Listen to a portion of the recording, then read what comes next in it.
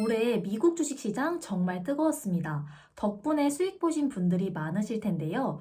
그런데 연말이 다가오면 한 가지가 걱정이 됩니다. 바로 양도소득세. 수익 볼 땐 기분이 좋았는데 막상 세금 내려니까 괜히 아깝게 느껴지고 그러잖아요.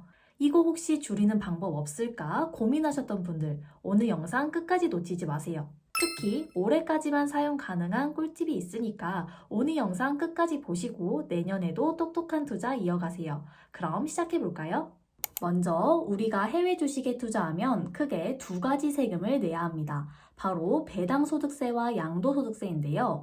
배당소득세는 쉽게 말하면 배당금에 대해 부과되는 세금을 말해요.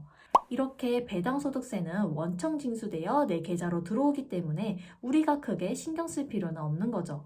그럼 이제 미국 주식 투자자라면 반드시 알아야 할 양도소득세에 대해 알아볼게요.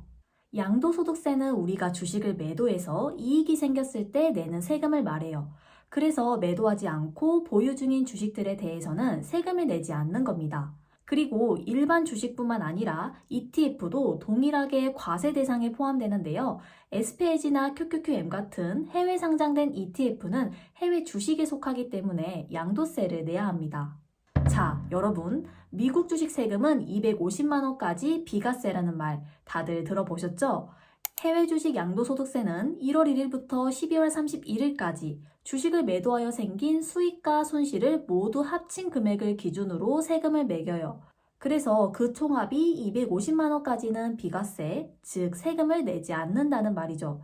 그리고 250만 원을 초과하는 금액에 대해서는 22%의 양도세를 내게 됩니다. 여기서 한 가지 유의할 점이 종목마다 250만 원 또는 증권사 계좌당 250만 원이 아니라 내 명의로 되어 있는 전 계좌에서 매매한 주식 전체를 합산한 총 실현 손익을 기준으로 적용되는 겁니다. 그럼 이 양도소득세는 언제 낼까요? 1월 1일부터 12월 31일까지 연간 수익이 250만 원을 초과하는 분들은 그 다음 해인 5월 달에 양도세 신고를 해야 합니다. 만약 신고 대상인데 신고하지 않으면 20%의 가산세가 붙기 때문에 꼭 신고하셔야 되고요. 신고하는 방법에는 크게 두 가지가 있습니다. 첫 번째는 직접 홈택스에 접속해서 신고하는 방법이고, 두 번째는 증권사의 양도세 대행 신고 서비스를 이용하면 됩니다. 자, 그럼 양도세를 줄이는 세 가지 절세 방법에 대해 알려드릴게요. 여러분이 이 전략을 잘만 활용한다면 합법적으로 양도세를 줄일 수 있습니다. 첫 번째 방법은 올해 수익이 난 주식 중 일부를 250만 원까지 매도한 뒤에 곧바로 다시 재매수하는 건데요. 이 방법은 내가 장기적으로 보유하려는 주식이 있을 때 활용하면 좋은 방법입니다. 예를 들어 나스닥 100 ETF인 QQQM에 투자한다고 가정해 볼게요. 1월 1일에 QQQM을 한 주당 5만 원에 100주 매수했다고 가정하면 투자 원금은 총 500만 원이고 한 주당 평균 단가는 5만 원입니다. 그리고 시간이 흘러 12월 1일이 됐고 QQQM의 주가는 한 주당 10만 원으로 상승했다고 해봅시다. 이때 내 계좌를 확인해 보면 투자 원금은 그대로 500만 원이고 보유한 주식의 평가 금액은 1000만 원이 됩니다. 이제 주식을 매도 후 재매수하는 전략을 사용해 보겠습니다.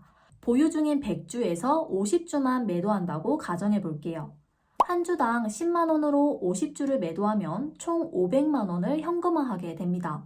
이 중 1월 달에 매수한 주식의 매입가는 한 주당 5만 원이었기 때문에 매도한 50주의 투자 원금은 250만 원이고 나머지 250만 원은 매매 차익이 됩니다.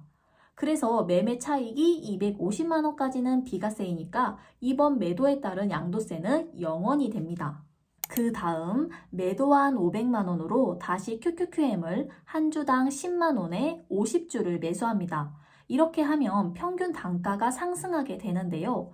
매도하기 전에 한 주당 평균 단가는 5만 원이었는데 12월 3일 재매수를 했기 때문에 평균 단가는 7만 5천 원이 됩니다. 그래서 최종적으로 내 계좌에는 투자 원금 750만 원, 보유 수량 100주, 그리고 한 주당 평균 단가는 7만 5천 원으로 기록됩니다. 자, 근데 이렇게 하면 내 계좌에 찍힌 수익률이 낮아지는 게 아니야? 라고 의문이 들 수 있어요. 근데 우리 잘 생각해 봅시다. 매매 차익은 매도가에서 평단가를 뺀 금액이에요. 그래서 나중에 이 주식이 더 올라서 팔게 되었을 때 이 평단가가 높으면 그만큼 매매 차익이 적어지니까 내는 세금도 낮아지게 됩니다. 두 번째 절세 전략은 현재 손실이 난 종목이 있다면 활용하기 좋은 방법입니다. 우리 계좌에는 수익을 내고 있는 효자 종목도 있지만 나중에 분명 오를 것 같은데 지금은 마이너스를 기록하고 있는 금쪽이 같은 종목도 있을 겁니다. 그래서 손실 중인 주식을 매도한 뒤에 다시 매수해서 전체적으로 세금을 줄이는 전략입니다. 예를 들어 볼게요. 올해 초 A 계좌에서 애플 주식을 300만 원에 매수했는데 연말에 가격이 600만 원으로 올랐다고 해봅시다. 그리고 B 계좌에서는 코카콜라 주식을 300만 원에 샀는데 현재 150만 원으로 떨어졌다고 가정해 볼게요. 만약 애플 주식 전체를 매도하면 300만 원의 수익이 발생합니다. 그래서 내가 내야 할 양도소득세는 기본공제 250만 원을 빼고 나머지 50만 원에 대한 22%의 세율이 적용된 11만 원을 양도세로 내야 합니다. 하지만 여기서 손실 중인 코카콜라 주식을 매도하고 다시 매수하면 상황은 달라집니다. 왜냐하면 애플 주식에서 발생한 300만 원의 수익과 코카콜라 주식에서 발생한 150만 원 손실을 합치면 순수익은 150만 원이 됩니다. 이렇게 되면 기본공제 한도인 250만 원을 초과하지 않으니까 올해는 양도세를 한 푼도 내지 않아도 되는 거죠. 그럼 내가 코카콜라 주식을 매도해서 손해를 보라는 말이냐? 라고 의문이 들 수 있어요. 이해를 돕기 위해 조금 더 설명드리겠습니다. 예를 들어 올해 초 코카콜라 주식을 한 주당 10만 원에 총 30주를 매수했다고 해볼게요. 그런데 주가가 떨어져서 현재 한 주당 5만 원이 됐습니다. 이때 주식을 전량 매도하면 5만 원 곱하기 30주를 한 150만 원이 내 계좌로 들어옵니다. 그런 다음 이 150만 원으로 다시 코카콜라 주식을 동일한 가격에 30주를 매수하는 겁니다. 이후 시간이 흘러 주가가 다시 5만 원에서 10만 원으로 오르면 주가 상승에 따른 차익을 그대로 누릴 수 있습니다. 이 전략은 올해 주가가 많이 오른 주식이 있고 장기적으로 보유하고 싶은 손실 중인 주식이 있을 때 활용하기 좋은 방법입니다. 마지막 절세 방법은 가족에게 주식을 증여한 후 매도하는 겁니다. 이 방법은 내가 투자한 주식이 많이 올라서 양도세 부담이 큰 경우에 활용하기 좋습니다. 먼저 증여세 면제 한도를 보면 10년 동안 배우자에게는 최대 6억, 성인 자녀는 5천만 원, 그리고 미성년 자녀는 2천만 원인데요. 배우자의 경우 10년간 최대 6억까지 증여세가 없기 때문에 배우자에게 증여 후 매도하는 방법이 가장 효과적입니다. 예를 들어 볼게요. 아내가 예전에 엔비디아 주식을 1억에 매수했는데 현재 주가가 올라 5억이 되었다고 해볼게요. 만약 아내가 이 주식을 바로 매도하면 매매 차익은 4억이고 기본공제 250만 원을 빼면 3억 9,750만 원에 대한 22%의 세율이 적용됩니다. 결과적으로 8,745만 원의 양도세를 내야 되죠. 하지만 이 주식을 남편에게 증여하고 매도하면 이야기는 달라집니다. 남편에게 5억 상당의 엔비디아 주식을 증여하면 증여세는 0원입니다. 왜냐하면 배우자 증여는 10년간 최대 6억까지 면제되기 때문이죠. 여기서 중요한 점은 남편이 증여받은 주식의 취득가액은 아내가 과거에 주식을 구매했던 1억이 아니라 남편이 주식을 증여받은 날을 기준으로 전후 2개월씩 총 4개월간의 평균 가격을 기준으로 산정됩니다.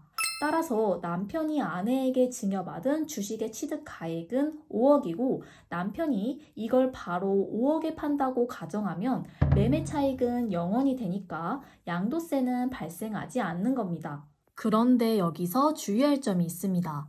바로 올해까지는 배우자에게 증여 후 바로 매도해도 큰 문제가 없었는데요. 내년부터는 증여 후 2년간 보유해야 합니다. 즉 2025년 1월 1일부터는 배우자에게 증여받은 주식을 2년간 보유하지 않고 매도한다면 증여자가 직접 매도한 것으로 보아 양도세를 내야 하는데요. 이해하기 쉽게 예를 들어 보겠습니다. 앞에서 본 예시처럼 아내가 취득한 엔비디아는 원금이 1억, 수익은 4억이라고 해볼게요. 그럼 이 돈을 올해 안까지 남편에게 증여한다면 남편은 바로 매도할 수 있습니다. 그래서 별도의 세금이 붙지 않는데요.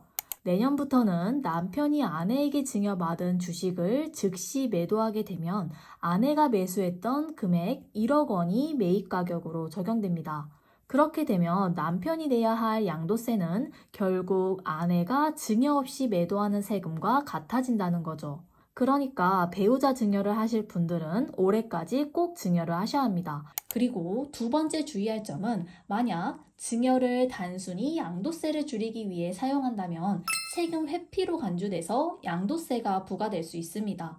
특히 증여받은 사람이 매도한 돈을 다시 증여자에게 보내면 세무당국은 이건 증여가 아니라 양도세를 줄이기 위한 편법 행위로 보는 거죠. 그러니까 이 점 꼭 기억해 주세요. 그럼 이제 앞에서 알려드린 세 가지 절세 방법을 똑똑하게 잘 활용하기 위한 주의사항 몇 가지 알려드릴게요. 앞에서 알려드린 세 가지 전략을 사용하기 위해서는 결제일을 반드시 체크해야 합니다. 왜냐하면 미국 주식 양도세는 체결일이 아닌 결제일을 기준으로 적용됩니다. 그래서 미국 주식은 매도 후에 T+2일의 결제가 이루어지기 때문에 올해는 늦어도 12월 27일까지 매도해야 합니다. 잊지 마세요. 2024년은 12월 27일. 그 다음 증권사마다 양도세를 계산하는 방식에 차이가 있는데요. 크게 선입선출법과 이동평균법으로 나뉩니다. 이게 말이 어렵다 보니까 헷갈려 하시는 분들이 있는데 제가 이 둘의 차이를 쉽게 설명해 드릴게요. 먼저 선입선출법은 주식을 매도할 때 가장 먼저 매수한 주식부터 순서대로 매도한 것으로 계산하는 방식입니다. 그리고 이동평균법은 매번 주식을 추가로 매수할 때마다 평균 매입가를 새로 계산하는 방식이에요. 이 둘의 차이는 주식을 매도할 때 취득가액을 계산하는 방식에서 발생합니다.